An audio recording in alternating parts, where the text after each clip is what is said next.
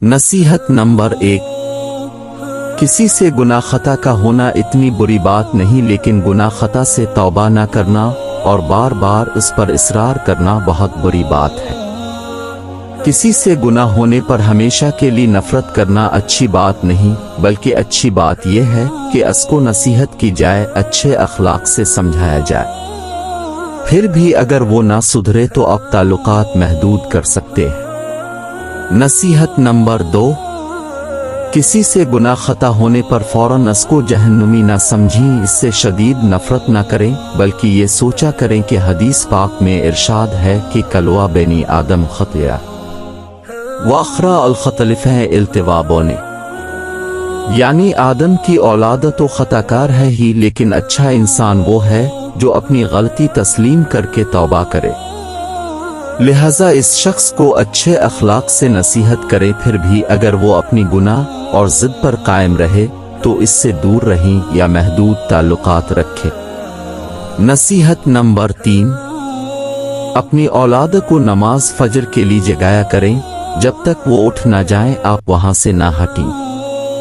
जब आप अपने बच्चों को सुबह उठाते वक्त फजर की नमाज के बजाय स्कूल कॉलेज जाने के औकात को तरजीह देने लगें तो समझ लें कि आप अपने बच्चों को ये सबक दे रहे हैं कि दुनिया दीन से बेहतर है, फिर आखिरत में सबसे अव्वलीन मुजरिम आप ही होंगे। नसीहत नंबर 4।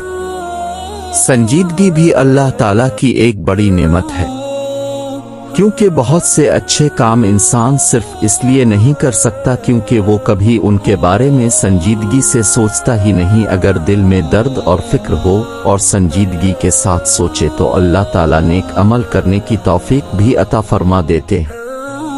नसीहत नंबर 5। इमाम इब्न अल-क़य्यम रहमतुल्लाह अपनी किताब उल-लूब अल-अल्साब में फरमाते हैं, जिसका खुलासा यह है कि बाज़ औक़ात दिल बेचैन परेशान सा रहता है, मामूली बात पर गुस्सा आता है और दिल करता है कि खूब चीख चीख कर रोया जाए। दिल में एक किस्म की सख्ती होती है, इबादत में दिल नहीं लगता। इन सब का इलाज ज़िक्र इलाही ही ख़त्म कर सकता है। लिहाजा मुसलमान को चाहिए कि वो अपनी सख्त नल का इलाज उठते बैठते चलते फिरते ज़िक्र इलाही से करे, खा कोई भी ज़िक्र हो। नसीहत नंबर 6। कौन नींद सस्ती और गफलत की वजह से नमाज फजर कज़ा कर देते हैं और कौन अल्लाह के दीन पर अपनी जान कुर्बान करने की वजह से नमाज कज़ा करते हैं। अल्लामा इब्न कसीर रहमतुल्लाह अपनी किताब अल-अब्दाया वालिये में लिखते हैं कि फारिस की फतह को याद करके हजरत अनस बिन मालिक रज़ पढ़ते थे कि वो मैदान जिहाद में फजर के वक्त जंग में मसरूफ थे और फजर की नमाज छूट गई।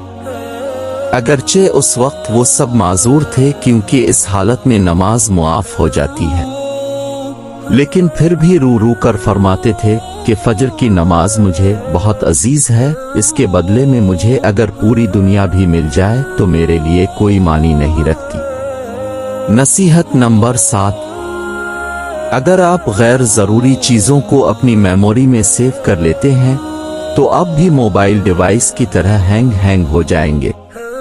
लिहाजा अल्लाह की रजा की खातिर हिम्मत कीजिए, डिलीट कीजिए।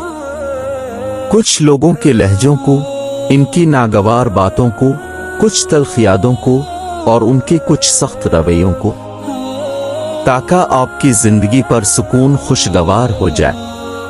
नसीहत नंबर 8।